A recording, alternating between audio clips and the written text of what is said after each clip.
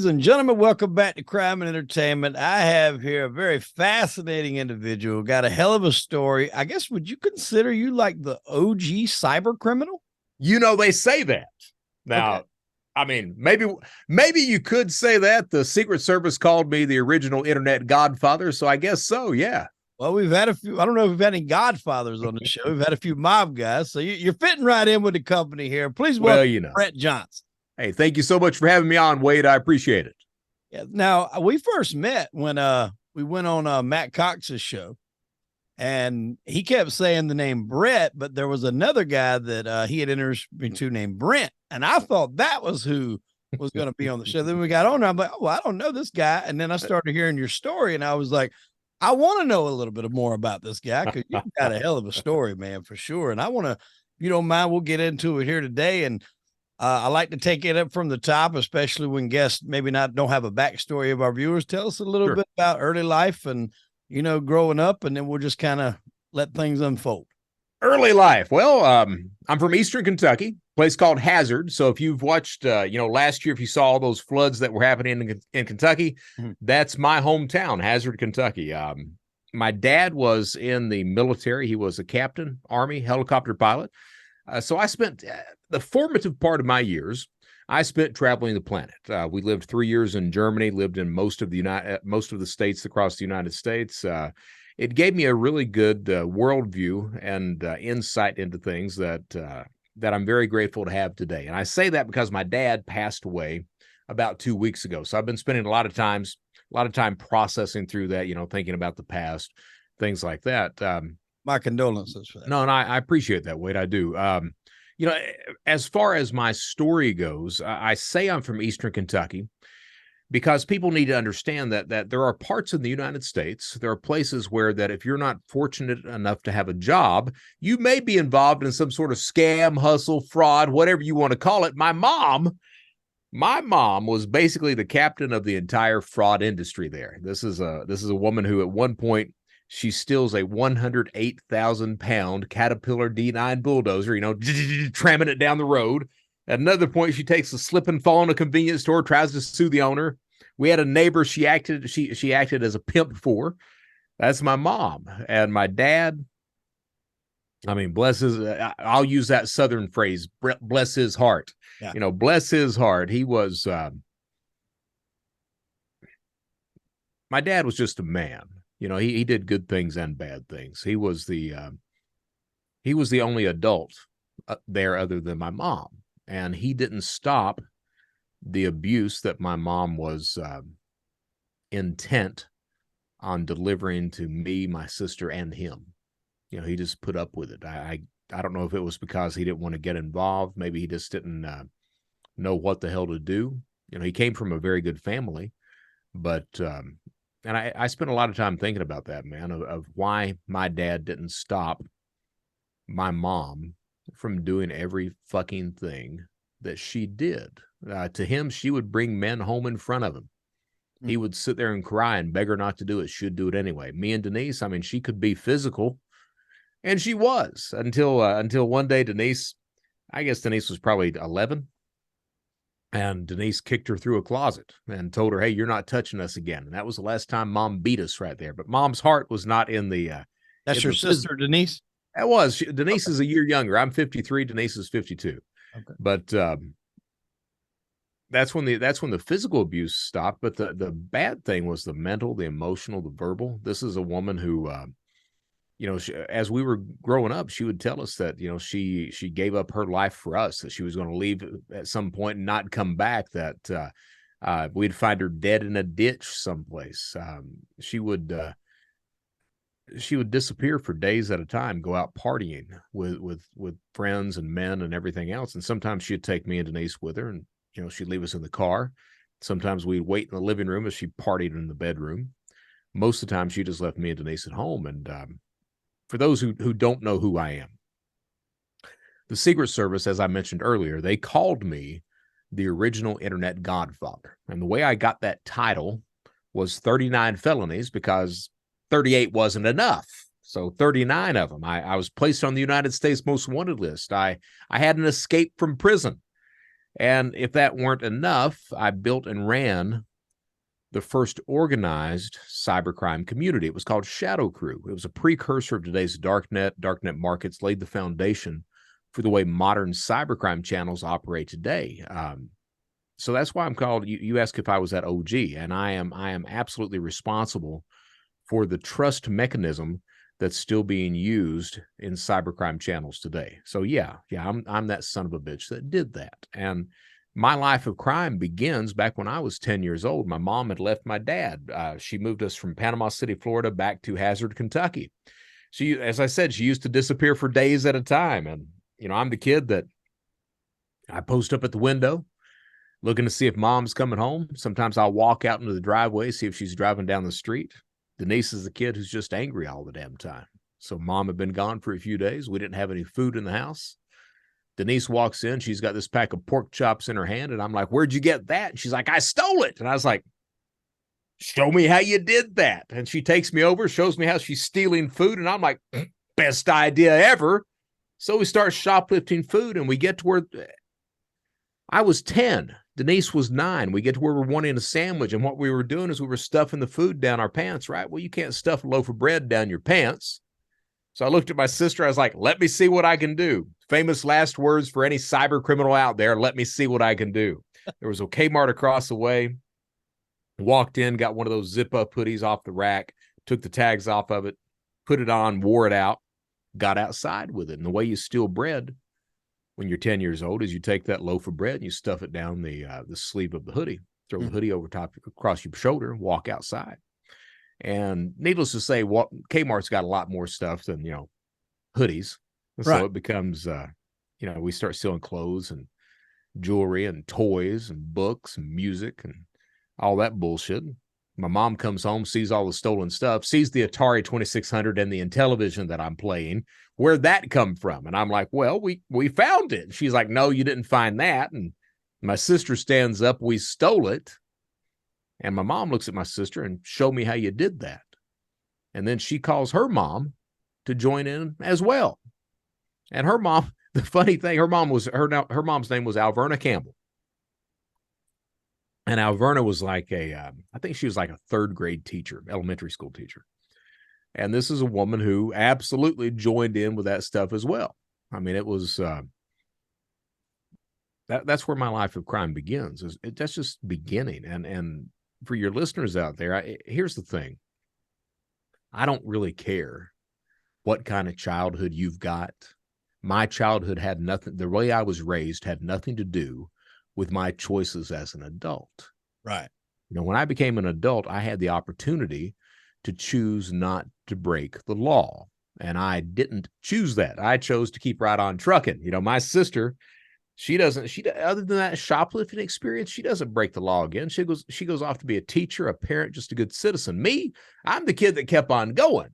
And as I kept on going, I found out that not only mommy, but every single person on that side of the family was involved in some sort of scam, hustle, or fraud. So I grew up, man. I grew up knowing how to do document fraud, insurance fraud, so burning homes for cash, faking stolen cars, faking accidents, charity fraud, illegally strip mining coal. I mean, you name it, I had a background in it until I finally branched off on my own. I was in the, I got married to my first wife, I think, in 94. Faked a car accident to get the money to get married. Moved from Hazard, Kentucky to Lexington, Kentucky to go to UK. So yeah, I'm a wildcat. And the thing is I get the worst parts from my mom and my dad. My mom, of course, I get that criminal mindset. Oh yeah. But my dad, he was the guy that I view him as scared of the people that he loved leaving. That's the way I'd always perceived him like that. So I get that from him. I'm always scared that, the people I care about is going to leave. So I'm the son of a bitch that buys love. And I'm not talking about strippers or escorts. I'm guilty of that shit too. But I'm talking about, the people that I cared about. It was always, my love is worth this expensive crap. So my first wife, I didn't have a lot of money. But what I did was I was like, hey, don't worry about working. I got this. No, don't worry about the cooking and the cleaning. You just worry about going to school. I got it all. Well, no, I didn't have it all. 60-hour week job, 18-hour class load, all the cooking, all the cleaning. Nah, something had to give. And what gave was the job. And with that proclivity toward fraud, well, you got to eat. And I was doing these little scams around Lexington, Kentucky, set up my own charity, got caught doing that, spent 3 months in county jail, got out, and found eBay. Mm-hmm. And I don't know if you knew this or not, but eBay used to be, it started out as a Pez sales site. So, you know, the little Pez dispensers, started out selling those, and then it morphs into this auction site. Well, I found eBay right as it was morphing into that auction site. And I was like, shit, this is fantastic. Got to be some way to make money on this. Didn't know how. And back then, Bill O'Reilly, that Fox News host that got his ass in trouble for the sexual harassment, he used to host Inside Edition. Inside Edition is this 30-minute TV news tabloid show back then, and they were profiling Beanie Babies that night. And for those who don't remember, Beanie Babies were this high-dollar collectible, these little stuffed animals, and they were going for buku amounts of dollars back then. The one they were profiling was called Peanut Royal Blue Elephant, selling for $1,500 on eBay. And I'm sitting there watching like, shit, I need to find me a peanut. So skip class the next day. Here I am. I was naive as hell, man. I was thinking, well, there's got to be one in a bin someplace. I'm in Kentucky. So I go around to all the Hallmark stores looking for this damn thing. Takes me about 3 hours to figure out, no, idiot, he's not in the Hallmark stores. His ass is on eBay for $1,500. But they did have these little gray Beanie Baby elephants for $8. So what I did was, you buy the gray Beanie Baby elephant for $8, stop by Kroger on the way home, pick up a pack of blue Rit dye, go home, try to dye the little guy. Turns out they're made out of polyester. They don't hold dye very well. You get them out of the bath, they look like they've got the mange. But here's the thing, dude. I mean, the truth of the matter, I ripped a lady off of $1,500. Found a picture of a real one online, posted it. This lady thought I had the real thing. She wins the bid. Soon as she wins the bid, this thing called social engineering kicks in. See, when I was a child, I had to know what the adults in my circle were doing immediately and know how to manipulate that. So that's called social engineering. All right. When I became an adult, I used those tools to victimize other people. So this woman wins this bid for this creature. I don't want to be on the defensive of that conversation. I want her on the defensive. So I sent her a message. Hey, you win the bid. Congratulations. By the way, we've never done any business before. I don't even know if I can trust you. What I need you to do is go down to the U.S. Postal Service, pick up a couple of money orders totaling $1,500. It's issued by the U.S. government. It protects you. It protects me. You send me those money orders, I'll send you your animal. Well, she believed that, and she sends me the money orders. I cash them out, send her the creature, immediately get this call. This is not what I ordered. My response was, lady, you ordered a blue elephant. I sent you a blue-ish elephant. And right there is the first lesson of cybercrime. And that lesson is, if you delay a victim long enough, you just keep putting them off. A lot of them, they get exasperated. They throw their hands in the air. They walk away. You don't hear from them again. And none of them complain to law enforcement. So that's the first lesson of cybercrime. And that's still the first lesson that people or criminals learn today. It's still, whether you're a company or an individual, that still holds true today. First crime I committed online. Got away with it, did it under my own name, very unsophisticated, but I kept going and got to where I was getting better at understanding the dynamics of online crime. So I got to where I was selling pirated software. Pirated software, back then it was for PlayStation 1, Sega Saturn, and then Dreamcast from there. But you had to install a mod chip on the circuit board in order to play the pirated games, right? So I started soldering I had had a job at Lexmark of all places, testing printer boards and soldering things in place. So I knew how to do that shit. So I started doing mod chips. Mod chips led into putting mod chips into cable television boxes so you could watch all the channels. Oh, yeah. And then finally, that led into programming satellite DSS cards, those 18-inch RCA systems. Mhm. Take the access card out of it, program it, turn on all the channels. Started doing that. At almost the exact same time, a Canadian judge ruled that it was legal for Canadian citizens to pirate those signals. He actually said it in court. He was like, hey, since RCA doesn't sell the systems, it's legal to pirate it. So what happens is almost overnight, United States, you go down to Best Buy, buy the system for $100, take it out in the parking lot, open it up, pull the system out, pull the card out, throw the system away, program the card, ship it to Canada, $500 a pop. Started doing that, making a lot of money, had so many orders I could not fill them all, and thought to myself, I was like, why do I need to fill any of the orders? They're in Canada. I'm down here. Who are they going to complain to? It's illegal. So I didn't fill any of the orders, stole even more money, got worried about how much was coming in. I thought it was going to be looked at for money laundering. Figured the best thing I could do is get a fake driver's license, use that to open up a bank account, launder the money through the account, pull the funds out of an ATM, be good to go. Had no idea where to get a fake driver's license. So I got online, started looking around, thought I found a guy, sent him $200, sent him my picture. Dude rips me off. And oh yeah. And I'm still pissed today because, it ain't no fun being a victim. Yeah. Back then, I was so angry that the result was Shadow Crew. So if you look at, and this is the really interesting thing. So cybercrime, it's never a single criminal that seeks to victimize you or your organization. It's always a group of individuals. And there's a reason for that. If you think about online crime, in order for it to succeed, three things have to take place. You have to gather data, you have to commit a crime, and then you have to be able to cash that crime out. The problem is that a single attacker, I won't call them criminals because they're not all criminals, they're not all looking just for cash, but a single attacker cannot do all three things. He can do one, sometimes two, rarely all three. So he has to network with other people who are good in those areas where he is not.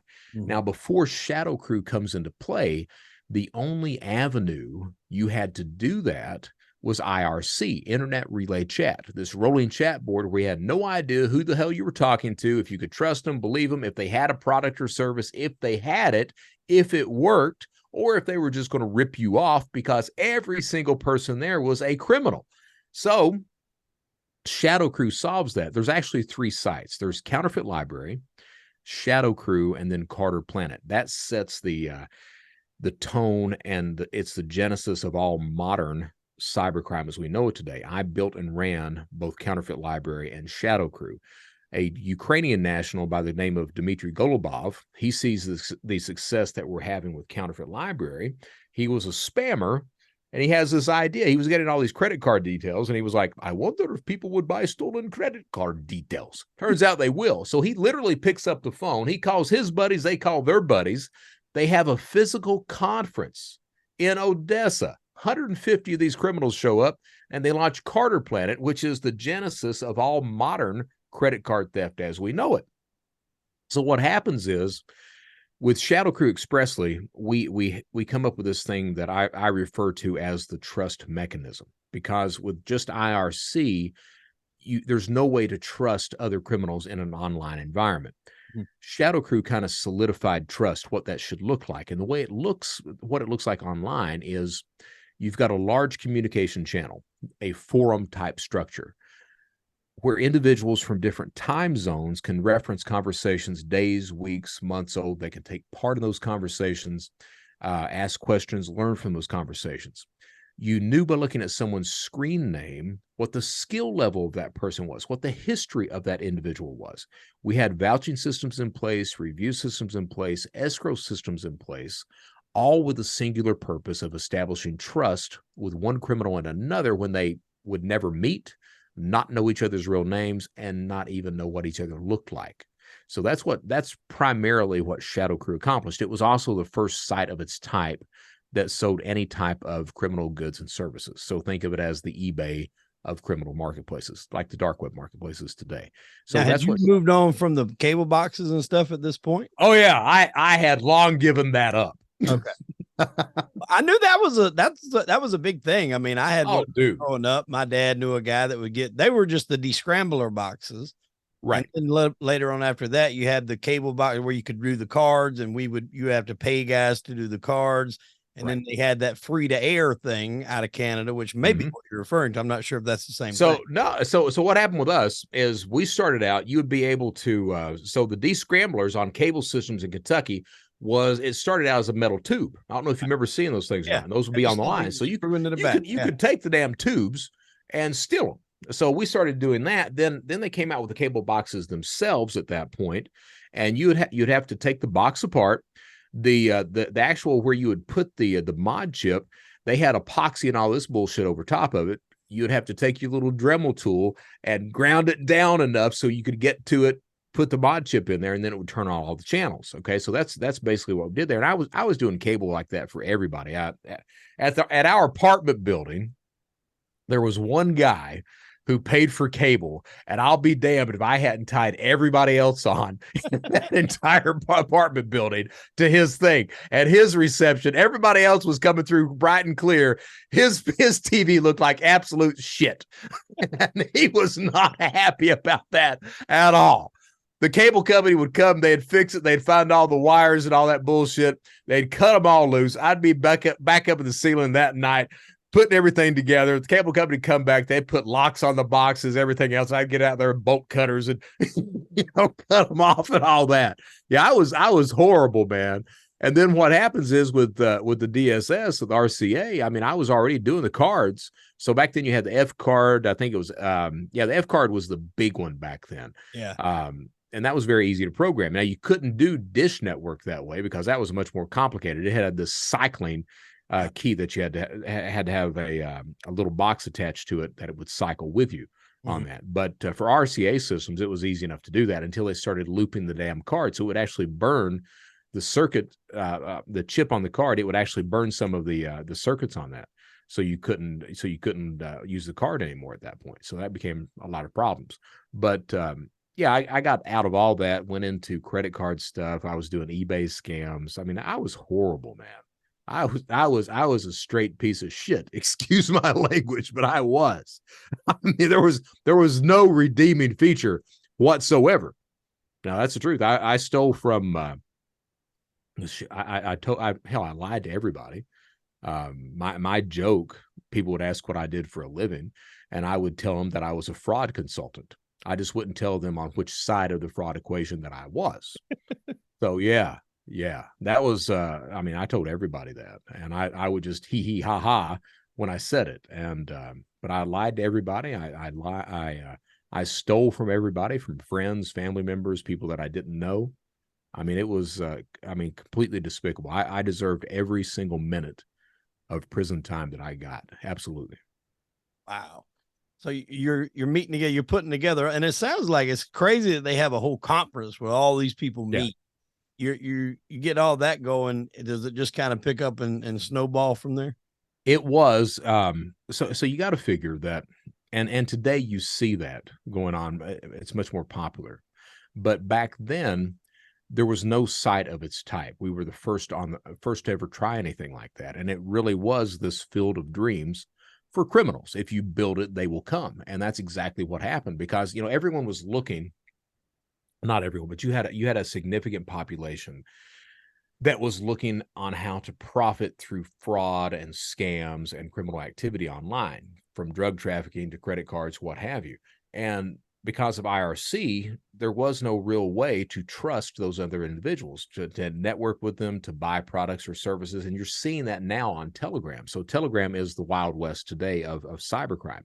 And the problem with Telegram is that about 70% of everything that's advertised is not real. It's simply criminals that are ripping off other criminals. And the reason that's happening is that Telegram has not established how to build trust or establish trust with each other yet. It's well established on the traditional dark web, but it's not on Telegram. So until they figure that out, and I'm sure they will at some point, but Right now, it's just, big dog eat little dog is the only thing it is over there. Now, that's not to say you can't get criminal goods and services that will allow you to profit. You absolutely can, but more than not, you're going to get ripped off on Telegram.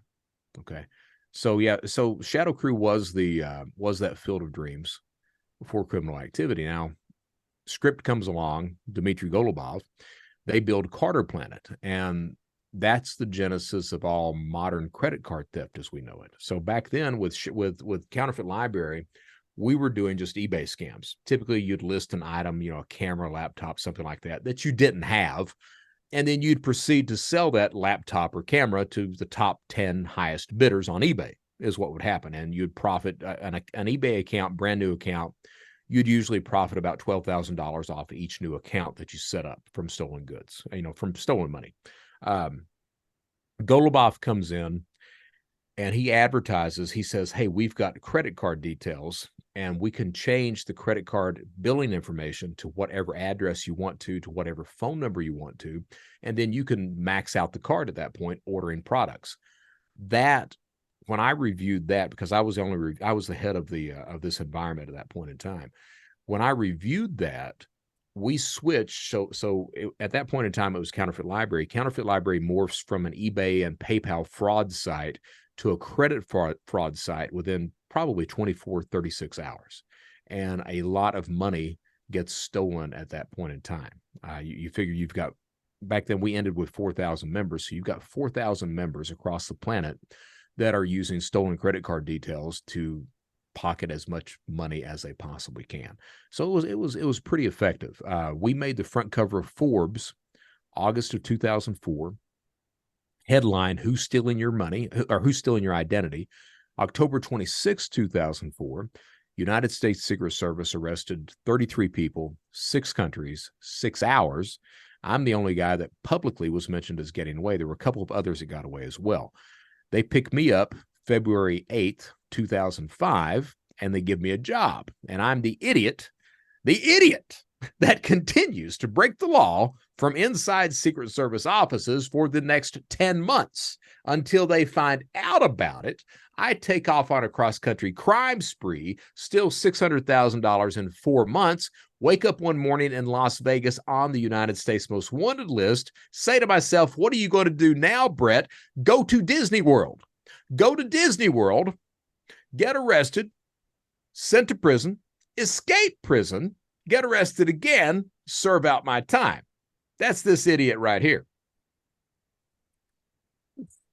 Yeah. And I heard you tell that story about you're in prison and you're doing work, supposedly trying to help them, and they're not really paying attention. So you just start doing crime again right there using their own damn computer. Yeah, I was in Secret Service. So the way the way it was set up, they arrested me February 8th, 2005, passing counterfeit cashier's checks. Within 30, 45 minutes, Secret Service comes in, they take over the investigation. All right. They let me sit in a county jail for 3 months to get my ass out.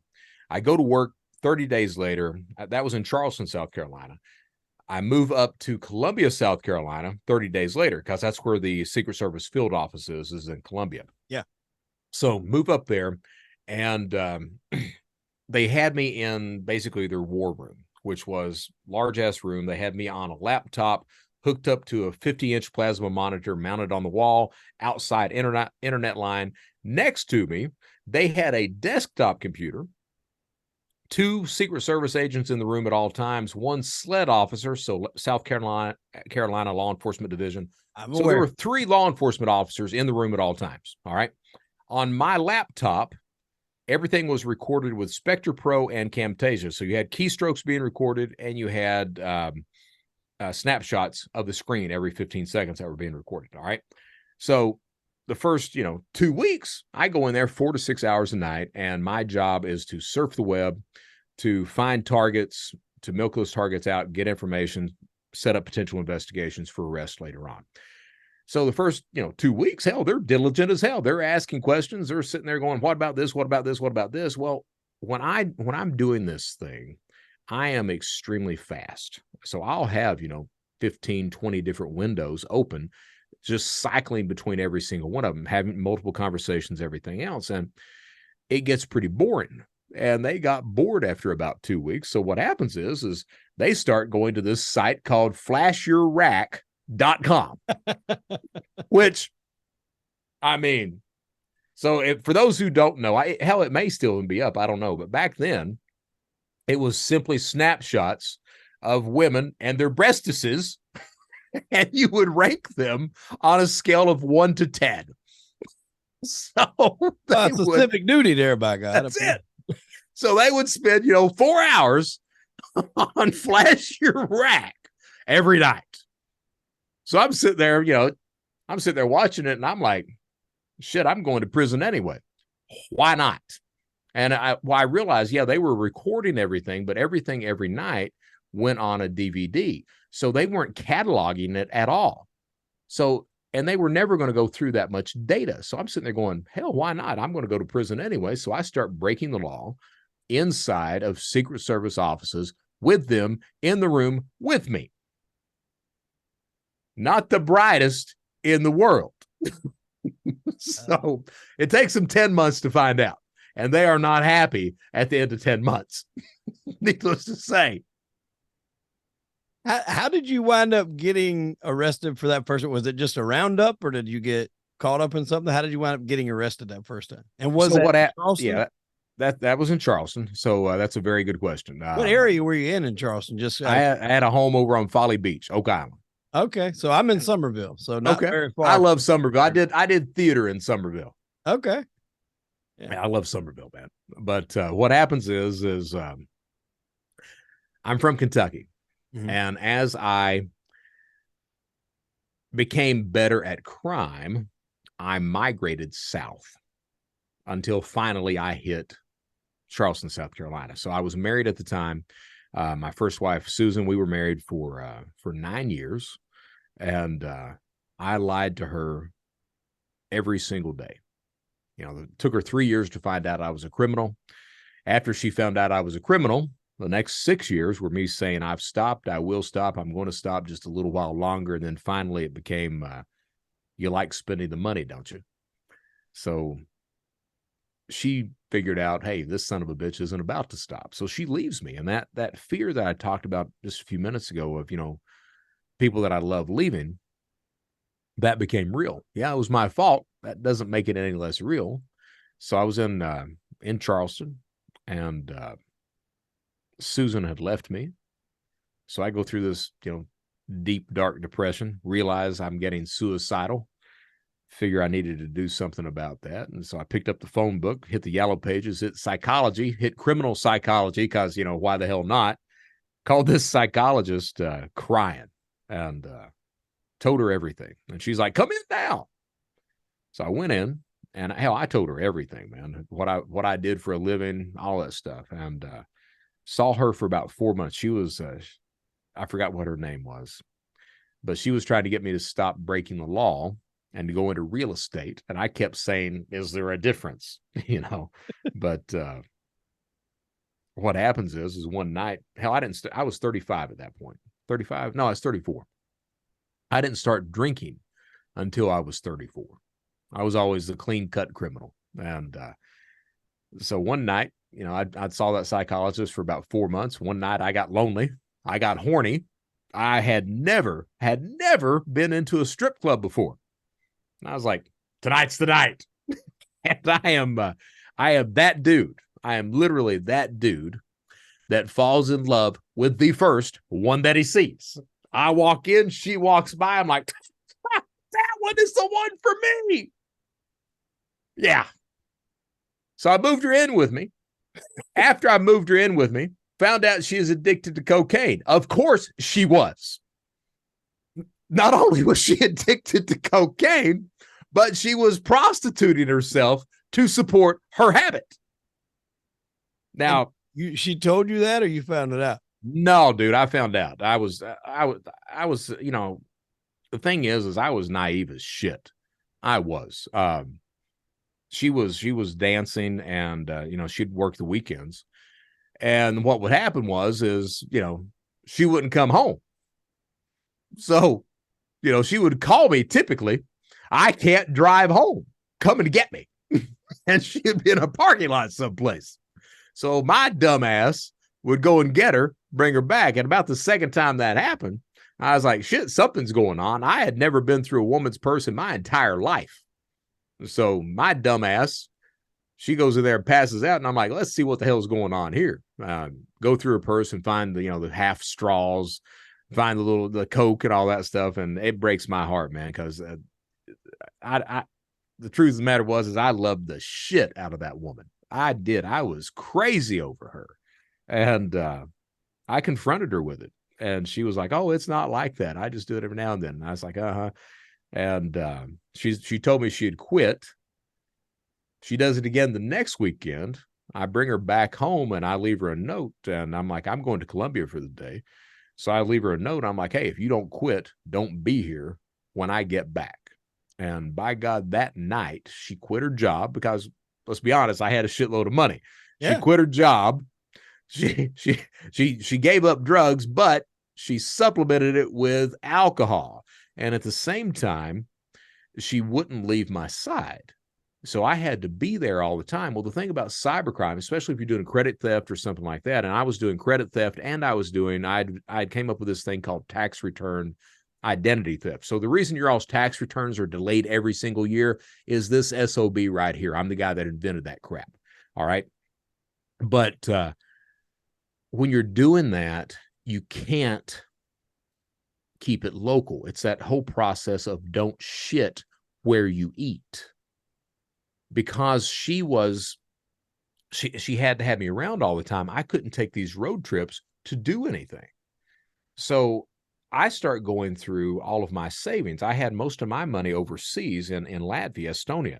So I had most of my money overseas. I had a bankroll in the United States, went through all of that.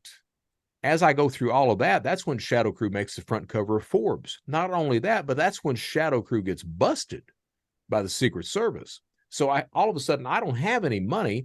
Tax season's over.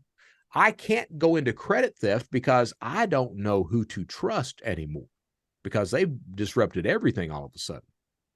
So I go into the one thing that I had taught people never to do, checks. And I do checks local. So I get picked up by the FBI and the Charleston PD. And within 45 minutes, is when Secret Service comes in, takes over the investigation. Now, I also get picked up 3 weeks before I was supposed to get married to this girl. I was that dumbass. Yeah, let's call it what it is. I was that dumbass too. Now, the truth of the matter is, Wade, I mean, looking back at it now, all right, and I have talked to this woman over the past year, all right, just to apologize to her for everything that my dumbass did because I was not a good guy. But, we were not suited for each other. I think that we both loved each other, but we were absolutely not suited for each other at all. Right. But that was just what happened, man. And so, She's yeah, I go here? to work. Yeah, she's in Charleston. Oh, okay. Sure is. Yeah, she's still there. Wow. And what club was it that you met her at? Joe's Roundup. Do you remember that one? Sproul Avenue. That's the one. For those who don't know. So you had back then, I don't know how many clubs are in Charleston now, but you had an all nude one. Mm-hmm. That's right down Southern Belle. That's it. So you had the all nude one. Then down the street, you had this thing called Joe's Roundup, which literally the stage was big enough for one girl at a time. 2 girls worked that place at one time is what happened. The private dance area was at the front of the club. All right. So, and they didn't sell alcohol. They sold beer only. So my dumbass, when I go in there and meet her, I'm buying these drinks for her for $25 because this is my first rodeo. I didn't know. Then she's like, do you want a bottle of champagne? And I'm like, well, how much is a bottle of champagne? $400 for a bottle of Corbel. And I'm like, shit, that's $7.50 at the grocery store. So that's what my dumbass does. And then across from Joe's Roundup, you had basically the brothel, a little massage parlor where you'd go in and get your rocks off if you wanted to. And you could pick the woman and everything else. So that was that area. And I'm not sure how it's changed over the years. Hell, this was back in, the early 2000s. before they put the bridge in. Things change, but they stay the same. I'll put it Of like course that. they do, you know. But yeah, that was the downfall there, and I mean, there's a whole story on that stuff. When Man, I go you're on forever. Go ahead. when you're doing the tax returns, how are you pulling that off? Because I found that quite interesting. So what happens is back then, identity theft, you could go to sites. There were certain databases that you could access that had DOB, had social security number, mother's maiden, things like that. And back then, organizations didn't understand the importance of PII. So the first database that I got access to was the Indiana State Sex Offenders Registry. All right. And so back then, that registry, so if you were a pedophile, your name would be online. Your social security number would be there, your driver's license, your date of birth, your mother's maiden. It would have your complete identity profile there. All right. So I found that and I thought to myself, well, shit, nobody's going to care if I take advantage of a bunch of pedophiles. Everybody wants to take advantage of their dumbasses. So I started opening up bank accounts in their name. And I would sell these bank accounts to other members of Shadow Crew as well. And that's the first time you saw that type of business online at that point in time. All right. And it helped people launder money, run eBay accounts, things like that. So got to the point that hit so many of them that Indiana started to remove the social security numbers. So you had to find other things. And we got access to the Texas DL database from that point. And then on down the line, we found the California State Death Index. All right. And my initial question was, and just to backtrack a little bit. So state databases to this day, they do not communicate with federal databases. So the state itself can know you're dead, and the feds never will. Okay. Prior to 1998, the only way that the feds knew that you were dead was if the family filled out a Social Security death benefit. It took the family to do that. After 1998, the hospital would do it or the mortuary would do that. Okay. So the only way that the feds know if someone's dead, that if they died prior to 1998, was the Social Security death benefit. And most people never filled that out because, hey, you only get $200 and hey, we're in mourning and hey, we don't know about this shit to begin with. So my initial question was, I wonder if you can fill out Social Security benefits for these individuals. So someone that died, at 45, 50 years old, and they would be 65 now, could I get their Social Security payments? Would the government allow that? Well, it turns out they won't. The number's been dormant for so long that they want you to come in for a sit-down interview, and that's not going to work. Yeah. So the next question I had was, well, I wonder if you could file tax refunds or returns on dead people. Turns out you can. All right. And you can very successfully do that. So I started to do that. And I got to where I was able to file one return every 6 minutes manually. All right. So I would typically file somewhere between 100 to 140 returns a week. I'd do nothing but file returns Sunday through Wednesday. All right. Thursday, I would take a road trip, plot out a map of ATMs. Friday and Saturday, I would cash out prepaid debit cards that those tax returns were deposited on. Typically on a weekly basis, I would pull in anywhere from $100,000 to $160,000 a week. It would go into a backpack, all these $20 bills. I would come home to my house at Folly Beach. I had a spare bedroom. I would open up the door, chuck the backpack in. Then one day you open up the door and you're like, shit, I got to do something with all these backpacks. That's when you start learning how to launder money. And that's how most of it ends up over in Estonia. So that's what happens. So are you limited to how much you can take out per card, per ATM? That's why you got to map out this long progress because you only get so much. The problem is you're pulling, so you've got a stack of prepaid debit cards. So you may have, 60, 80 of these cards. How long does it take to pull the money out of the ATM? Well, you're only getting 20s out. All right. So that's a lot of the problem right there. At the same time, an ATM may only have 15,000, 18,000, 24,000 in it. So if you're 40 minutes at an ATM, how many cops are you going to see in that 40-minute span? The first time you see one is when you need to move your ass to the next ATM, because if that cop swings by again and still sees your dumb ass at an ATM, he's going to think something. So you need to have a map of these ATMs plotted out, and that's all trial and error is what that is. When you first start, you're like, you got your stack of cards, you go out at an ATM and you're like, shit, this is taking forever. Then you start to feel paranoid. I wonder how many people are, questioning me. This guy's been here a while. Then you get somebody pulling behind you. Exactly. So you plot a map out, 10, 15, 20 ATMs, and you need that map plotted out, because the worst thing is you go from one ATM and then all of a sudden you're trying to figure out where another ATM is. So you plot out a map of ATMs and go like that. All right. And I would cash cards out Friday, Saturday, and then come back home, start back over again, and do that typically 10 months out of the year. And this is the money that you ran through during the time before you got arrested. So what happens is, I've got most of those funds laundered overseas. I've got a nest egg of cash, and I had a nice nest egg of cash, a few $100,000. But I was the guy, prior to meeting Elizabeth, I was very circumspect and low key with my money. I had a house, yes, but it was not a really fancy house. I had a Mini Cooper. I had a truck. I mean, nothing really expensive. I had a boat and all that stuff, but I didn't show money off. I didn't go out and eat $300 dinners every night. I didn't party like that. I was very low key. When I met Elizabeth, that changed dramatically. There was no longer eating at the house in Applebee's. There was eating at the Charleston Grill and shit like that every single night. There was parties every weekend. There was, $1,000 shoes. There was $2,000-$3,000 purses every weekend. Shit like that went on. And I heard you talk about a restaurant that's still open, that Rue 23 Rue de Janeiro. Oh, is it still down there? Still there. Yeah, man, you go in there. So the sushi's off the rocks. I mean, it's outstanding. You got the sushi. You got that fruit, the fruits of the sea platter as an appetizer. You start out with that. You'd get 2 bottles of champagne, and not Corbel either.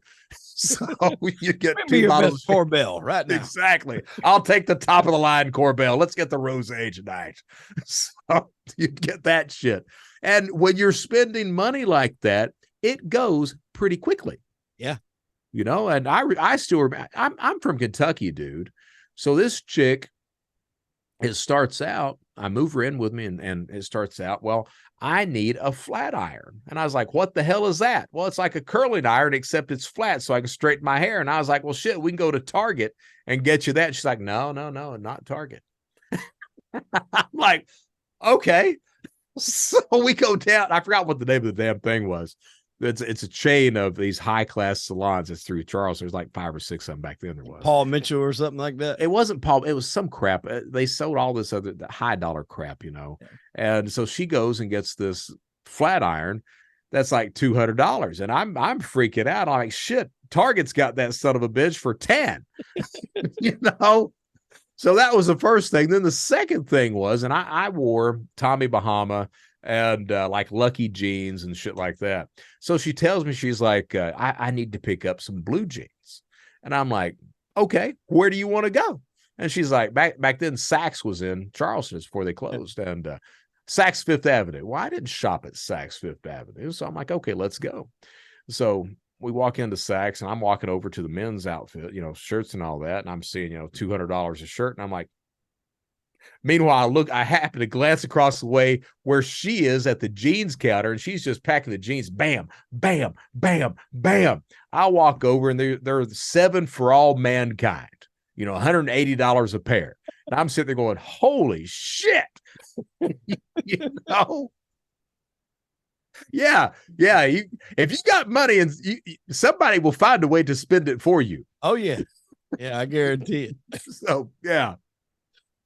All right, so I wanted to get a little background on that. So you do get arrested. You're doing the stuff with them. Yeah. After that, do you get transferred to actually do a little time? Because I know I wanted to definitely get to that story where you did escape, because that story was hilarious. Yeah. So what happens is I screw over the Secret Service.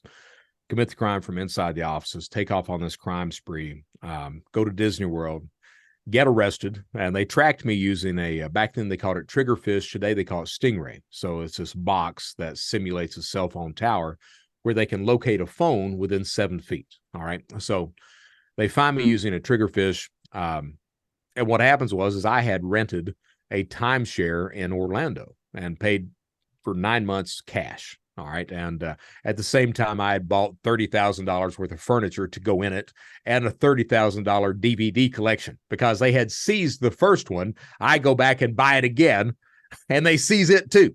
So that's dumbass right here. So buy this thing. And it was September 16th of 2005. No, 2006. September 16th of 2006. I was at that timeshare and I was asleep. And about 10 o'clock in the morning, I hear this knock on the door. And I was used to, because they were still building the complex, I was used to builders coming by and asking if everything was okay. So I get my dumb ass up, look out the peephole, nobody's there. Open up the door, step out in the hallway, and walking down the hall is a Orange County deputy and then 2 South Carolina Secret Service agents. And they turn around and they're like, "Hi, Brett." And I'm like, "Hi, guys." And they're like, "How are you doing?" And I'm like, "I'm doing good. Would you guys like to come in?" And Bobby Kirby, he looks at me. He's like, "Yes, let's put you in cuffs first." And I'm like, "Probably a good idea." So I walk in. They sit me down on the sofa. I bought this Restoration Hardware sofa. They sit me down on the sofa. Bobby looks at me and he's like, "Do you have anything here?" And I'm like, "Yeah, there's $150,000 cash in the bedroom." And he's like, "Oh." So he goes to walk in the bedroom as he's walking in there. And I'm like, "Plus there's an AK-47 in there." And he stops dead in his tracks. And he's like, "Are you fucking shitting me?" And I'm like, "Yeah, I'm just kidding." So yeah, that's dummy right here. So they put me in the Orange County jail. That's what they do. And they have a federal holding there. I was very fortunate. So this guy that everyone called Yeti, he was in for meth charges. Of course he was. So he kind of takes me in under his wing. So we're talking one day and he's like, "Brett, the only time you get off in federal prison is through the drug program." And I'm like, "Yeti, I don't use drugs." And he was like, "Brett, you can find a drug problem, can't you?" And I'm like, "Yeti, I can find a drug problem." So they give me this thing called diesel therapy. And diesel therapy, when they're really pissed off at you, when they're transporting you from, say, Orlando back to Columbia, South Carolina, they stop at every county jail they possibly can along the way. It took me 2 weeks to get from Orlando back to Columbia. And what happens is you go through processing. So for those who have never been in jail before, processing at a county jail is 4, 6, 8 hours long. Yeah. And you sit your happy ass there on a concrete bench until they get through with you. You're dead tired. So they're doing that. As soon as I hit the bunk, next morning, pack your shit. We're moving again. And the idea is to wear you down emotionally and mentally and physically. And it works like a charm. So every county jail that I stop at, they also ask when they're processing you, "Hey, any drug problems?" And I'm like, "Yeah, cocaine, alcohol, and I'm needing help." So by the time I get to Columbia, I've got this paper trail of me saying, "Hey, I'm on coke. I'm an alcoholic.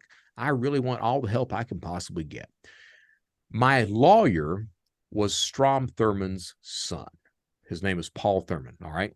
Senator Strom Thurmond. Yep. They made me drop him because I paid for Paul with illegal money. In his place, they gave me a public defender that looked exactly like Billy D. Williams.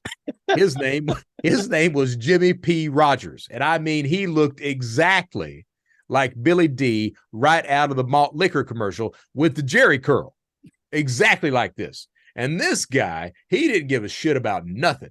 The only good thing he did, he stands up and he gets the judge to order a psychological evaluation for me. That's the only good thing this guy ever did. All right. So psychologist comes into the county jail, 4-hour evaluation. Halfway through, the psychologist is like, "Do you use any type of drugs?" I'm like, "Yeah." "Well, what do you use?" "Cocaine." "Smoke or snort?" "Snort." "How much?" "An 8 ball a day." And he looks at me and he's like, that's a lot. And I'm like, yeah. And he was like, you have any trouble out of that? And I'm like, yeah, I can't get an erection. And he looks at me and I'm looking at him. And I got that from watching the movie Boogie Nights. That end scene where Mark Wahlberg can't stand to attention. I'm like, shit, that's got to be real. So we're looking at each other. We're silent. And finally, I break the silence. And I'm like, is that right? And he's like, it could happen. Is it still happening now? And I'm like, no, not that I needed to work in here. So that makes it into my PSR, pre-sentence report. Pre-sentence report is the probation office and the prosecutor, they do this in-depth background check to see how much time you should get. And they recommend the time to the judge. So that drug stuff makes it into my pre-sentence report. So day of sentencing, prosecutor pissed off. He's literally screaming. He's like, Johnson has manipulated the prosecutor. He's manipulated the Secret Service. And today he's manipulating you, Your Honor. We insist on the upper limits of the guidelines. So my guideline range was 60 to 75 months. And I had already told everybody in the pod that if I get any more than 60 months, I am not going to stay. So the judge, she says, I agree, 75 months. I looked at the lawyer and I'm like, can you get me the drug program? Lawyer stands up, will you order the drug program? Judge is like, no, but I'll recommend he gets evaluated for it. I'm like, look at my lawyer, I'm like, what does that mean? My lawyer's like, you're probably not going to get it. I'm like, how soon can you get me to the camp? He looks at me and he was like, pretty soon if you don't appeal. And my exact words were, fuck the appeal, get me to the camp. I'll take it from there. He looks at me like I'm the biggest idiot in the world. We don't appeal. 6 weeks later, I'm at the camp. And I had family, because you can have when you're in federal prison, you can get a recommendation. Your family can, or you can request that you're sent to a specific institution. Right. So I requested Ashland, Kentucky, because my family had looked it up and it was not supposed to have a fence around it. So get there, 14-foot fence, razor wire on top. And I'm like, I don't climb very well. So I walk in through processing, look at the guard, and I'm like, hey, man, is there any jobs outside of the fence? And he was like, well, yeah, you can work in the National Forest. And I'm like, no, dude, I'll die out there. And then he was like, well, you can do landscaping. And I'm like, I can run a weed eater. So 3-4 days later, I walk into the landscaping office. The guard, he's got his desk, the wall behind his desk, that entire wall is an aerial photo of the compound blown up. So I can literally sit there, talk to him, and plot my escape the entire time. About the same time this is happening, my dad, I hadn't talked to my dad in over 20 years. He shows up at my sentencing, stands up in front of the judge, and he's like, Your Honor, I want to make sure my son gets a good start when he gets out. He can come and live with me. So my dad starts to visit me in Ashland, and about the third visit in, he looks at me. He's like, I've been reading about you online. I'm like, yeah. And he's like, yeah, that's a lot of money you made. I'm like, yeah. And he's like, you think you could teach someone how to do that? And I used to, when I first started saying that, I used to say, I thought my dad had come back in my life, and he was just using me.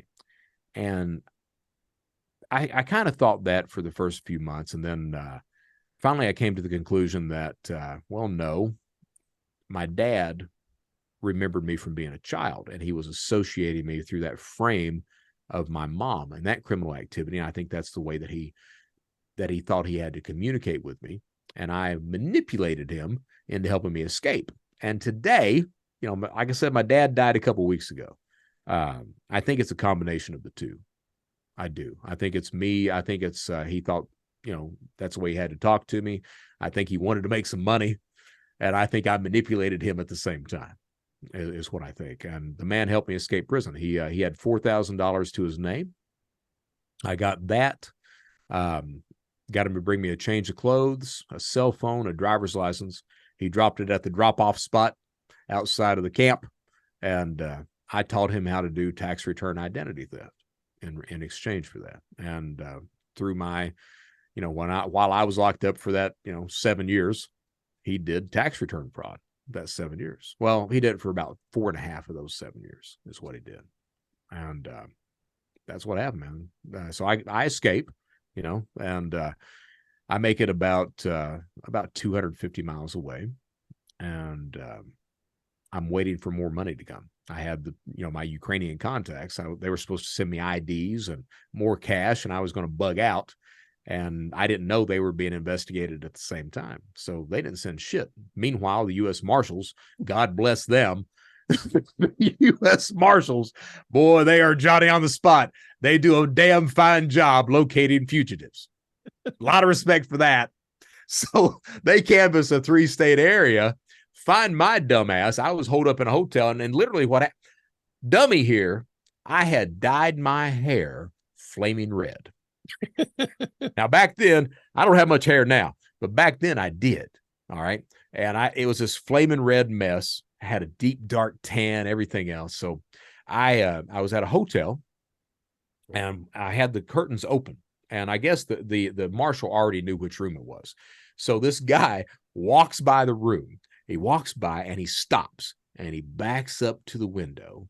He knocks on the window, gets my attention. I'm looking at him. He pulls a badge out. He points to the badge. Then he points to the door and says, "Now." So dummy here, I open up the door. They put me in cuffs, take me to jail. I had a laptop at that point in time. I had prepaid debit cards. I had stolen identities. I was setting up business yet again. And so what happens at my sentencing on the escape, the escape happens so soon after the initial sentencing for the crimes that they use the exact same pre-sentence report. So at the sentencing for that, I pled guilty, of course.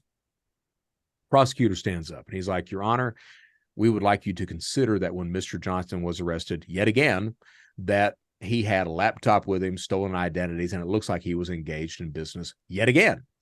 The judge says no, says, "Hey, if you were going to consider this, you needed to charge him with it to begin with. I'm only going to consider the escape." And the reason they couldn't do that, the marshals, when they come in, they didn't have a search warrant at all. So they just took this bullshit and they weren't allowed to use it against me. So that was off the block at that point. But judge says, "I'm only going to consider the escape." Then he opens up the PSR and he starts going through it. And he's like, "Mr. Johnson, it looks like before you got involved with all these drugs that you were a pretty good citizen." And I'm like, "Yes, Your Honor." And he's like, "So what we're going to do is we're going to give you 15 months on the escape." I'm like, "Yes, Your Honor. And we're also going to order the drug program for you." And I'm like, "Yes, Your Honor." So what happens is I get 15 months extra for the escape for a total of 90 months in prison. But the drug program gives you 12 months off plus 6 months in a halfway house for 18 months. So by escaping prison, and I don't tell this often, but by escaping prison, I actually saved 3 months off my prison sentence.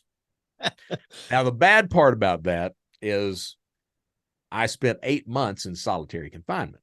Ooh. Yeah. And that will get you, man, because I was at Ashland.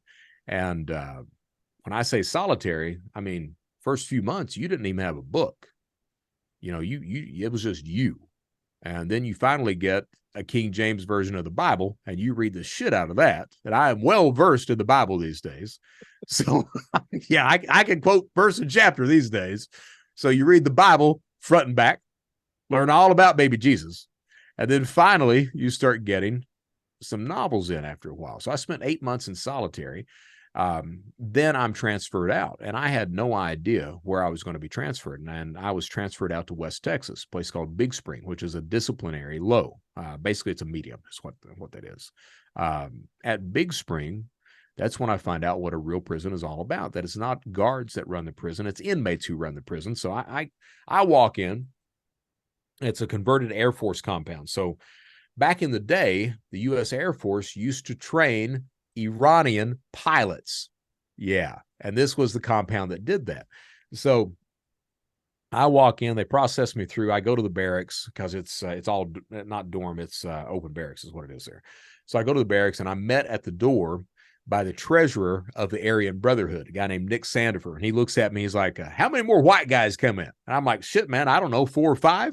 Then he looks at me, he's like, what are you in here for? And I'm like, computer crime. I didn't know when you say computer crime, you're not talking about credit cards and hacking and all that. No, when you say computer crime in prison, you're talking about child pornography. Right. So dude looks at me like, ooh, he goes to get all of his big guys to come around. They're like, what'd you say you're in here for? So I'm trying to explain it. They're sitting there going, good story, but well, the thing is, they're not going to do anything until they know for sure that you're a pedophile. And back then they had already gotten rid of, you couldn't travel with your documents anymore because of that stuff. So it took a guard to tell these inmates what was going on. Guards didn't tell them anything. First 30 days, though, they think I'm a pedophile. At the end of 30, Wired magazine comes on the compound, and I'm in it. So front cover story, about Max Butler. I'm in the story as well, and it's talking about the credit cards, the theft, everything else like that. So I'm like, good. Then, unfortunately, it's got this one line that says Brett Johnson, Secret Service informant. Yeah. So that magazine hit the compound at 4 p.m. We go to chow, and already at chow, there's this little chatter going on. We've got a snitch on the compound. So the next morning, warden locks the entire compound down. Brett Johnson report to the warden's office. So I go in there. They've got all the investigators. They've got the security in there, everything else, counselors, all that. The warden looks at me. He's like, did you give an interview to Wired magazine? And I'm like, yeah. When? And I'm like, well, from Oklahoma on the payphone. And he was like, don't you know they will kill your dumb ass here? And I'm like, no. Then he looks at me and he's like, do you feel safe? Well, I knew what that was. If you tell them you don't feel safe, they throw you back in solitary again for 6 to 8 months until they transfer you out. And I had already been seeing shit in solitary. So I was like, oh, I feel completely safe. So they do a locker search, try to confiscate all the magazines. They can't. He tells me, hey, if anyone says anything to you, you had better report it because they will kill you. I'm like, okay. So I go back. Next day, I walk into the unit. Nick Sandifer on his bunk. He's got the damn magazine out reading it. And I'm like, oh, shit. I walked up to him. And I was like, hey, Nick, what are you doing? Oh, just doing some reading. Anything interesting? He's like, oh, it's getting that way. And I'm like, let me save you the trouble. Take the magazine, show him the line. And he was like, man, I already knew. And I was like, are we going to have a problem? And he looks at me and he was like, well, is anyone on this compound that you told on? I'm like, no, sir. He's like, until someone gets here that you snitched on, we don't have an issue, but I need you to do something for me. So the do something for me, federal prison, everyone has to have a job. Doesn't matter what you do, you got to have a job. I got a job in education teaching literature, book club. Every Wednesday, 6 to 8 o'clock and 6 to 8:30. Now, did we teach lit? No. Every Aryan signed on to it. Few guards used to attend too. Every Wednesday, 6 to 8:30 p.m., we taught fraud. Let me help you. I'm here for you guys. So I didn't get my ass beat, but I taught everybody every single thing that I knew about fraud. At the same time, my job, weird thing about prison, when someone steps off the prison bus, you get to the point where you can pick out the pedophiles that are walking off that bus. You know them immediately. That guy, that guy, that guy. Most of them are white. All right. So my job was to go to these idiots and basically have this conversation. Hey, I don't know what you're in here for, but if you're in here for anything that's fucked up, you best tell me, because if you start to deal with those guys, they will kill you. And most of the time, they would be like, man, I just want to do my time. And you'd know, okay, you're not allowed in the TV room. You may be extorted and you're going to take it. And whatever else might happen to you is going to happen to you at that point in time. So that was my job at Big Spring. I stayed at Big Spring for, I think, 27 months and then transferred over to Fort Worth, where I had the drug program. While at Big Spring, saw 2 people murdered, went through 3 prison riots. The murders were interesting because what happens is they were both killed the same way. You had a guy on the track. The inside of the track had 2 handball courts, and both of them happened on the handball court. You'd one guy'd have another guy down and just beat his head into the pavement, and the guards don't come out and stop that because they don't want to get hurt. So, 15 minutes later, after the guy doesn't have the back of his head anymore, the guards come out and get the other guy. Then they lock the compound down from there. 2 days later, you form 2 lines of inmates, and you go into a little room, and they ask you 2 questions. The first question is, did you see anything? And your answer is no. The second question is, if you would have seen anything, would you tell us? And the answer is no. Then they look at you and say, get the fuck out. And you do. Anything longer than that, then you've got your crew that's waiting to say, hey, why were you in there that long? And that happens sometimes. But that's what happened with the murders. Through my incarceration, went through 3 riots. All of those were race-based riots. Not usually, they were all Mexican versus or Hispanic versus African American. Saw 3 or 4. I think it was 4 suicides that I saw. They've got a big stronghold on the prisons down there in Texas, right? They do. Back then, it was for Big Spring, it was the Paisas that ran that compound. So if and they would know if any other gang was coming in. So if it was Serrano, as a guy walked off the bus, Paisa would come up to him and say, hey, you're not allowed on the compound. And most of the time, that Serrano would check himself in at that point in time. Every now and then, you'd have some idiot that would sit there and say, no, I'm not part of a gang. And the Paisa would say, we know you are. And the guy would be like, no, I'm not. And the guy, Paisa's like, you're sure you're not? And the guy would be like, nope, not a part of a gang member. Come on the compound then. Then that night when lights were off, you'd see this small Hispanic guy with some sort of, toboggan on top of his head, masking his face, with a lock attached to a sock or on a belt. He would run up to this guy that claimed he wasn't a part of a Serrano, and he would just beat the shit out of him with a lock and leave him where he would just crawl to the door, press the buzzer, then the guards would come and get him and take him out at that point. But yeah, it's that's the way things ran at that point. And I the trouble that I had after Nick said I didn't have any worries, I had one guy that he was an Aryan, and his name was Adam. I forgot what his last name was, but Adam did not accept the higher ups' call to leave me alone. And he would catch me in a crowd or something like that and try to egg it on, talk about me being a snitch and whatnot.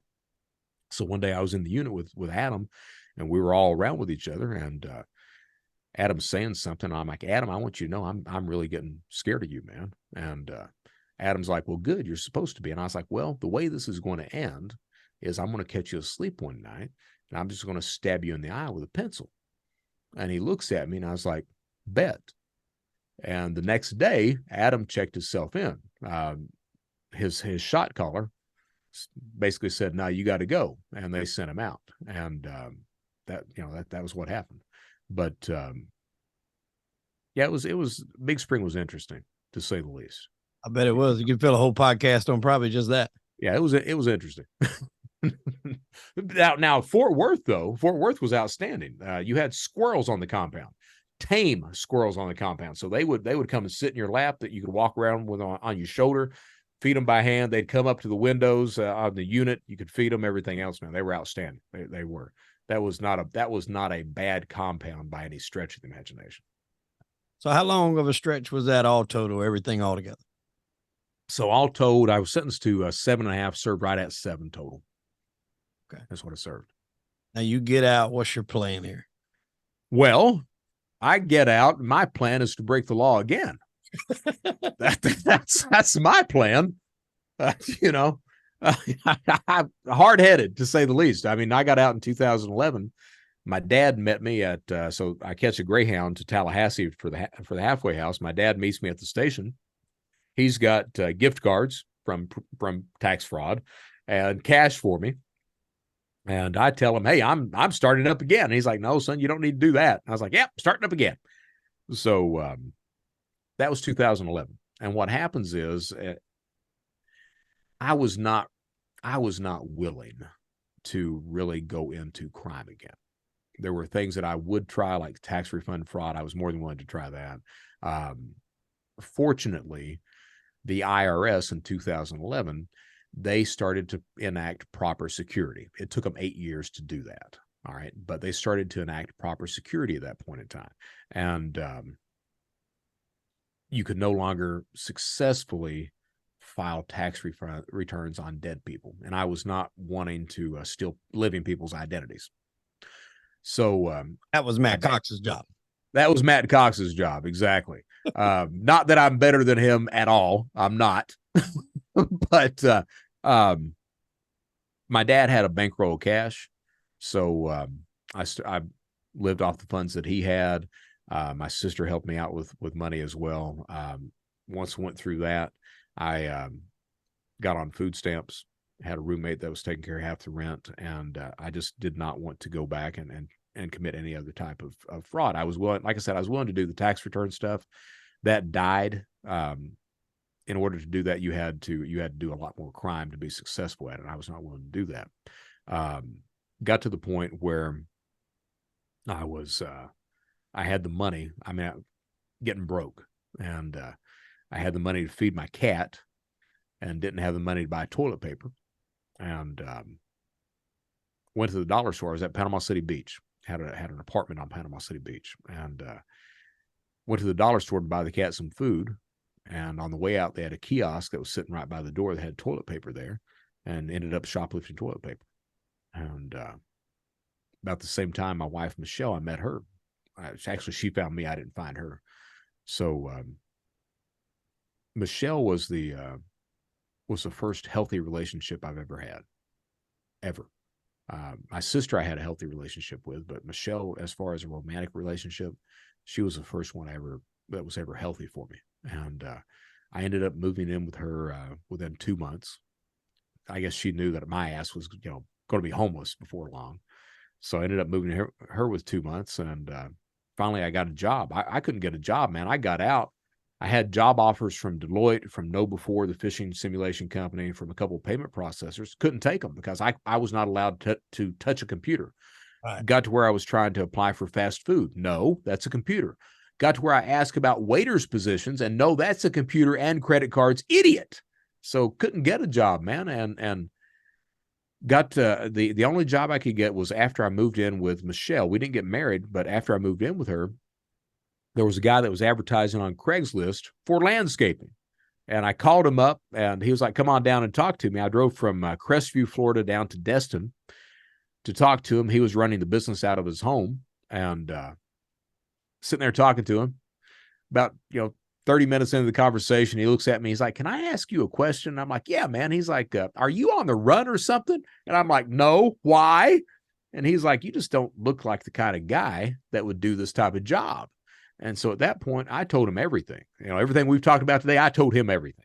And he looks at me. He's like, man, I don't know. I'm going to have to think about it. So I go back home. That was a Friday evening. I go back home. He calls me Sunday evening. His name was Dustin Doremus, and the name of the company was Landscape Renovations. And he gets me on the phone. He's like, Brett, if I hire you, are you actually going to work? And I was like, Dustin, if you'll hire me, I'll work my ass off. So he's like, come out here tomorrow morning. So I show up next morning, and my job was pushing a lawnmower 10 hours a day, 5 days a week, $400 a week. And I busted my ass, man. I mean, I did. I busted my ass. I'd come in of a night, pass out, wake up the next morning, take a shower, hit it again. But I was damn happy to do it. I mean, it felt good to do that. And what happened was it gets cold, grass doesn't grow, job ends, and that reason I commit crime. I gotta show Michelle that I'm worth it. That pops up. She's the only one working. I've got to show my value in this. So I get it in my head that, if nothing else, I can bring food in the house, get on the dark web, get some stolen credit cards, start ordering food, look at the 2 boys that are in the house, and I'm like, well, shit, I can also provide the clothes that they need, anything else that we need. So I get arrested picking up food. And here's the thing, for those who don't know, when I say picking up food, I'm not talking about bologna and bread. when you're stealing food, why would you steal bologna if you can steal steaks and crab? So that was it. All right. Yeah, that's this guy. But I get picked up stealing food. Michelle had no idea what I was doing. And that's when she finds out, because I had lied to her too.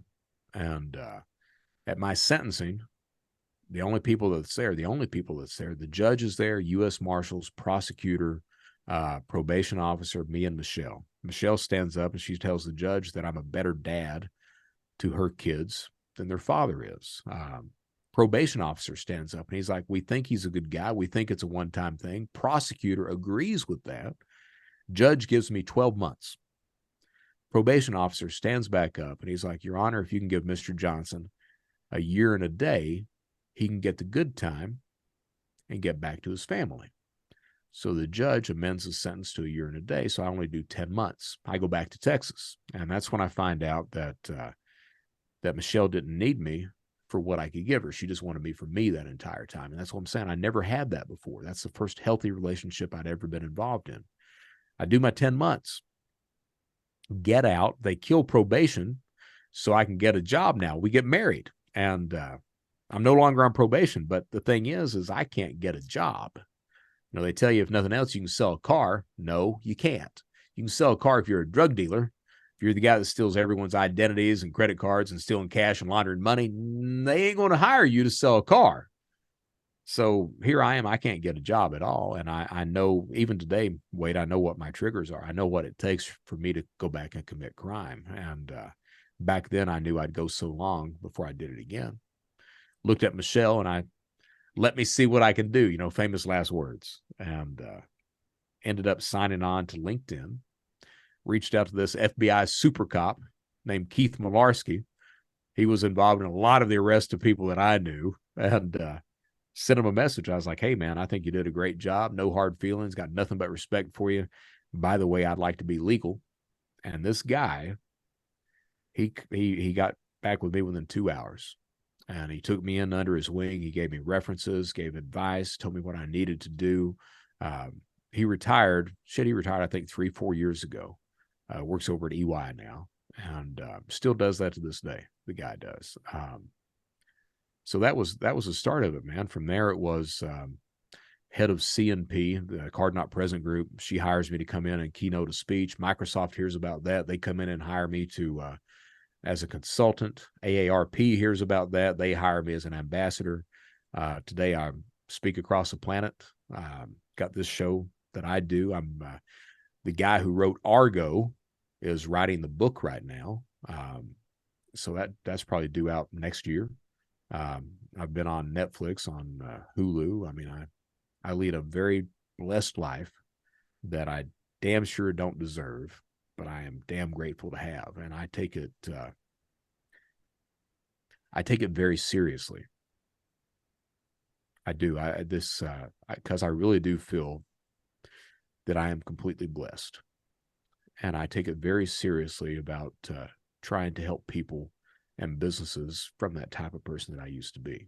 So I wake up a morning doing my thing, and I go to sleep of a night doing that same damn thing.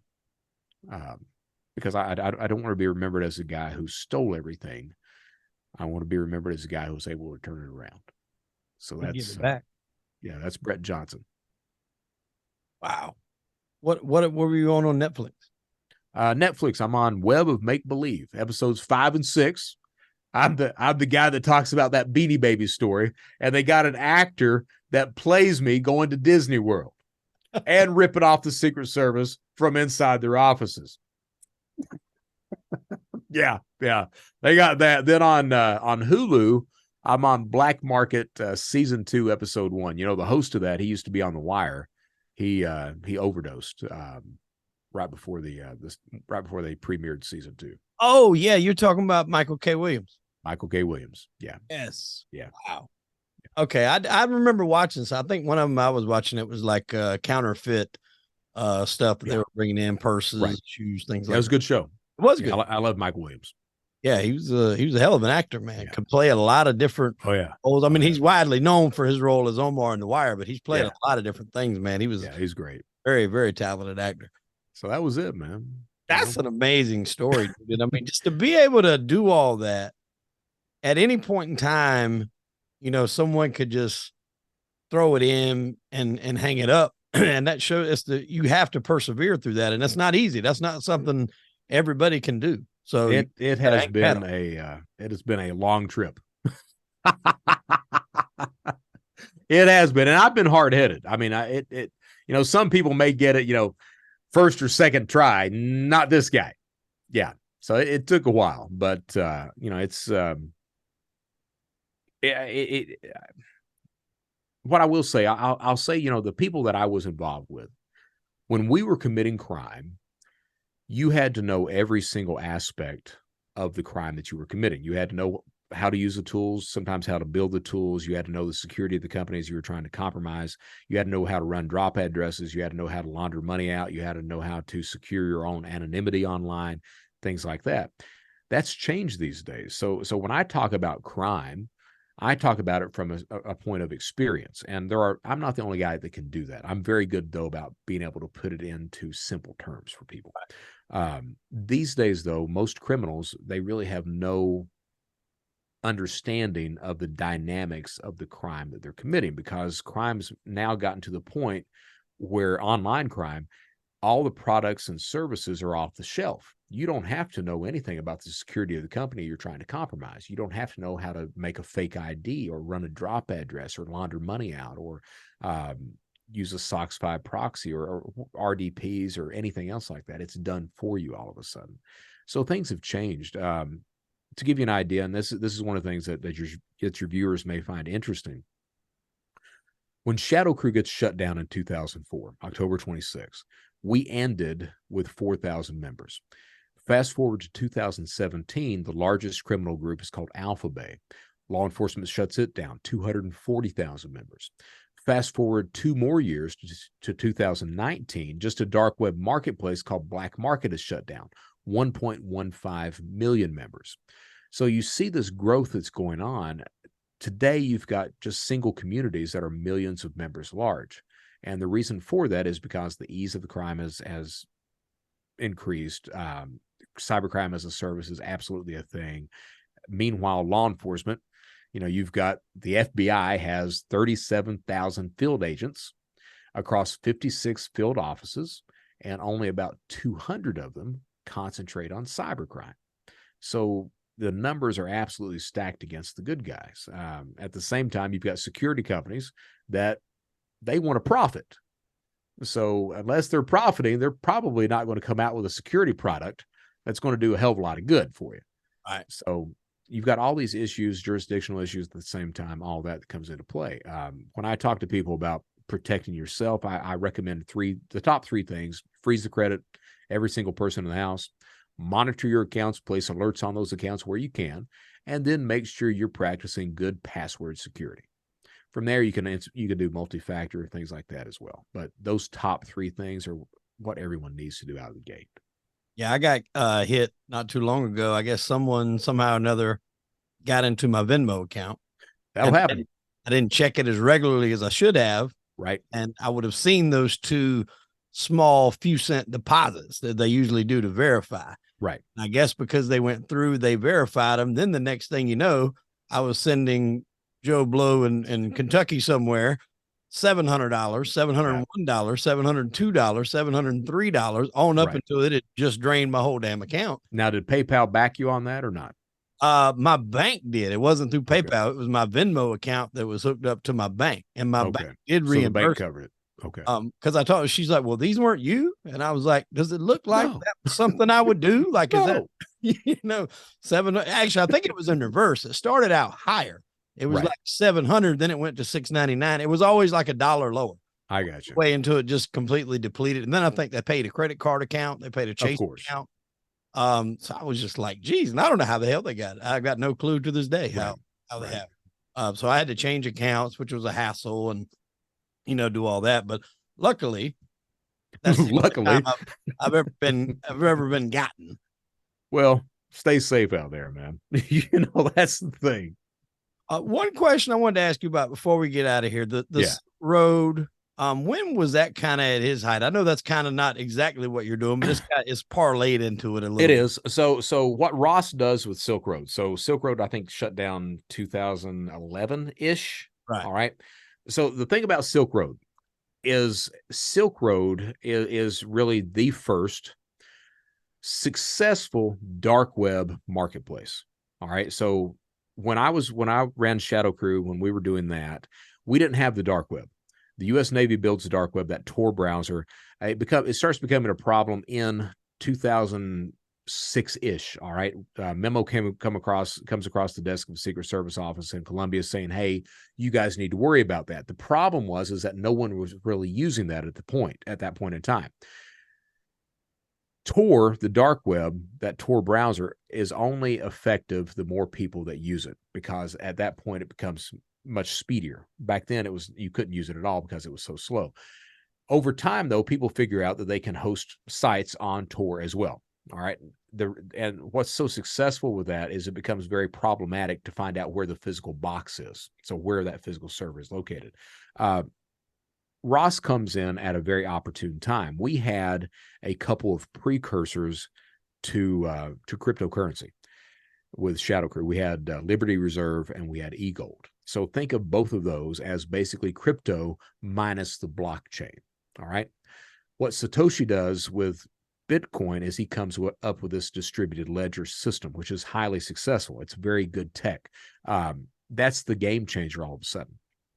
The problem with Bitcoin is it really didn't have a use case. You had that idiot that gives 10,000 of them for 2 pizzas. Yeah, but that's not a use case. The real use case for Bitcoin was Silk Road. So Ross comes up and he understands this. Ross is like, what we can do is, because we need some sort of payment instrument, the only currency we're going to accept is Bitcoin. And he understood as well that when you're looking at tech that allows laundering money or anonymity, the first adoptees tend to be criminals. So he accepts Bitcoin on the dark web, and it goes like wildfire at that point in time. There's a reason that, the reason that Bitcoin right now is $30,000 dates back to Ross Ulbricht. Mm-hmm. Now, does he deserve prison time? I think he does. Does he deserve life in prison? I don't think he deserves life. Because they got him for what, trying to facilitate a murder or something like that, or he evidently tried to have like 2 to 3 people killed. Of course, he forgot that old rule. No, there are no hitmen on the dark web. So he looks for one, and what he finds is a law enforcement officer.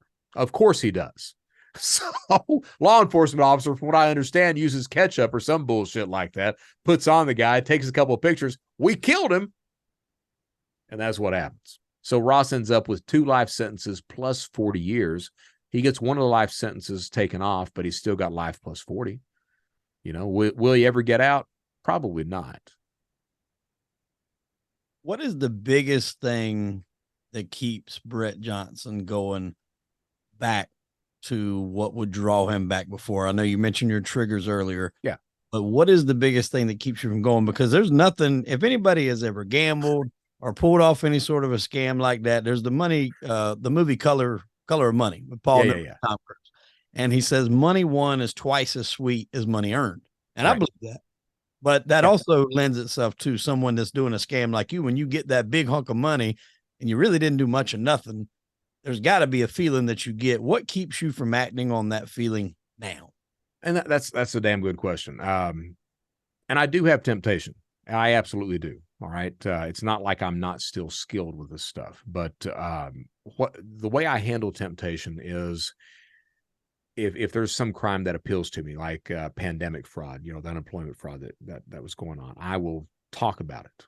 I will get it out and do a show about it, something like that. That tends to take care of that. Plus, I'll mention it to my FBI contacts at the same time. So that helps. But really what keeps me in line is it started out with this support group. I've never been in my history in life, I have never been the guy that bows down to peer pressure ever. But I've surrounded myself with so many people, and they've looked out for me, man. Not only that, but the people who initially come out, like Keith Malarski, Carice Hendrick, the people over at Microsoft, people at AARP, They put their names, their reputations on the line for somebody that they had no idea if they could trust me or not. They just thought maybe they could. And, when your actions can absolutely influence somebody else's life like that, when you understand that, hey, if you screw up, it's not just you that's screwing up, you're fucking these people over too. That makes a world of difference. And then I think back to the pandemic, because I was really concerned when COVID hit that I was going to go back to crime. My consulting was ending. They were ending conferences out the wazoo, everything else. And I mentioned it to my wife, my kids, to the FBI, to people in the industry as well. And it was like everybody just kind of circled around and they would check on me. I'd get this call from FBI every couple of 3 weeks. Hey, you doing okay? Let's have lunch. But I'd also get, people would check on me on LinkedIn. They called me up. Hey, how's everything going, Brett? Everything going all right? And it was like, when you get that, level of somebody caring about you, it makes a world of difference. And then at the same time, that this whole trajectory that I've had, I mean, I was top of the heap on the bad guy side, and I've been given this opportunity to turn things around. And I do take that seriously. That's not to say that I'm not tempted. I am tempted. I absolutely am. But the good far outweighs the bad on all of that. This is unless you've been there, Wade, it's hard to really appreciate. By all rights, I should be in prison, man. I should be in prison. By all rights, I should have gotten out and did the same damn thing again, and got 20 years and been forgotten about. But I'm that lucky son of a bitch that, through my sister, wife, FBI, and then the cybersecurity industry that didn't look down on me, but just kind of opened their arms and said, hey, yeah, we'll give you a shot. That makes a world of difference, man. It does. Well, I firmly believe if you've made it through all that and you did get that break to make it to where you are now, it's for a reason. Yeah. And I believe that you're living that out right now, because I've always put it like this. My wife's a school counselor. Okay. And she didn't have necessarily the best upbringing. She's seen a lot of things she shouldn't have, went through a lot of things she shouldn't have, but that allows her to be able to talk to these kids. Yeah. And they can spot bullshit. Yeah. And when you've been through something, there is no better teacher of things like that than somebody that's been through it. If I'm going somewhere and I want to hear about cyber conferences or, cybercrime, I don't want to hear a guy that went and took a course at a college. Right. You can tell me this, that, and I want to hear what you just told me. I mean, it's true. It's true. And you're going to hold my attention. So there is a place and an avenue, I think, that is, going to be your niche here going forward. And I believe you're already in it. So there's no need for me to tell you that's it. Keep going. I think you already know that. I appreciate it, man. Truly. Where can our listeners find you, your show, any sorts of social medias, things like that? Well, look, I'm the guy, my show, the Brett Johnson Show, it's on YouTube, it's on Spotify, it's on iTunes, it's wherever you get your content. Now that being said, a lot of my show is basically therapy for Bretty. So I do cybersecurity. I talk about cybercrime. I do that. I've been interviewing criminals, not to talk about crime, but to talk about how they turn their lives around. Right. All right. I do a lot of therapy type stuff, because think of it like this. My show is a therapeutic show that's kind of clothed in a cybersecurity and cybercrime veneer is what it is. And it's about me trying to figure out how to be a better guy by talking to people, by getting these things out as well. So that's my show. So you can contact me on that. You can watch me on that. You can find me every day on LinkedIn. You can find me on Twitter under Gollum Fun or Brett Johnson, either one. You will see I bitch about a lot of stuff. I call out, criminals all the time. I call out all the people in corporations that are doing bad. I'm the guy that says the shit that no one else will say, is what I am. Sometimes you're going to like what I say. Sometimes you ain't. Either way, I'm going to say it. And sometimes I may even get banned from YouTube. It's happened before.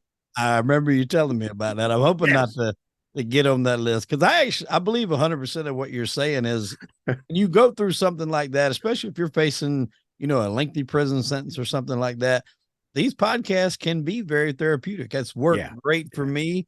And then I've guested on other shows where I've told, my story, and being able to talk to someone that can understand, not maybe necessarily every detail, but just either the prison aspect or the pressure that it put on you.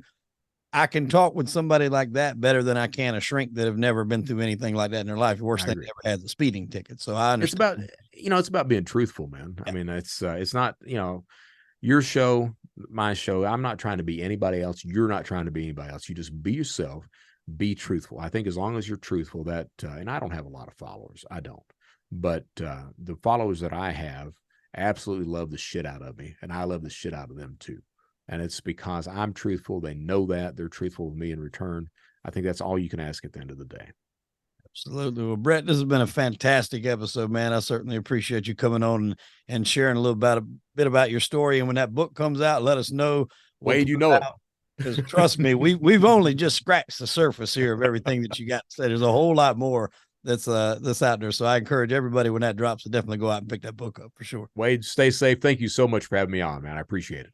Thank you, my brother. Well, ladies and gentlemen, I am Hollywood Wade. That was Brett Johnson. And unfortunately, we are out of time. Tune in next week for an all new episode of Crime and Entertainment. Brett, we appreciate it, my friend.